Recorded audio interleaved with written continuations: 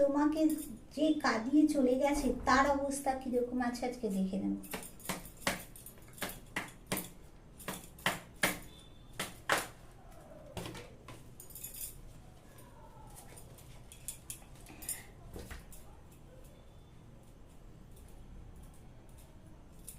দেখো, তোমাকে যে কাঁদিয়ে চলে গেছে সে কিন্তু তোমার সাথে রিইউনিয়ন করতে চাইছে। সে কিন্তু একটা হ্যাপি ফ্যামিলি তোমার সাথে করতে চাইছে। তার কারণ সে কিন্তু চারিদিকটা তার অন্ধকার হয়ে যাচ্ছে, কোনো না কোনো কারণে সে কোনো জায়গায় যে কোনো কাজ করছে ফেঁসে যাচ্ছে, অন্ধকার হয়ে যাচ্ছে, জীবনটা দুর্বিষহ হয়ে যাচ্ছে তার বন্ধু।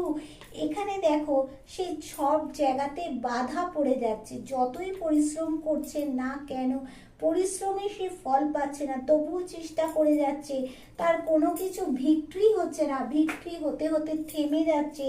তাকে থার্ড পার্টি প্রবলেম করছে, সে পিছনে থার্ড পার্টিকে ফেলে সামনের দিকে এগোতে চাইছে, এগোতে পারছে না, সে কিন্তু ডিসিশন নিতে পারছে না বন্ধু। কি করবে কি করবে না সে বুঝে উঠতে পারছে না বন্ধু। তাকে ডমিনেট করছে কেউ, তাকে থার্ড পার্টি ডমিনেট করে বসিয়ে দিচ্ছে, তার কথায় উঠতে বসতে হচ্ছে তোমার পার্টনারকে। তার নিজস্ব কোনো পাওয়ার সে পাচ্ছে না। দেখো, সে একটা পরিবার গড়তে চেয়েছিল, পরিবার পায়নি, তোমাকে কাঁদিয়েছে।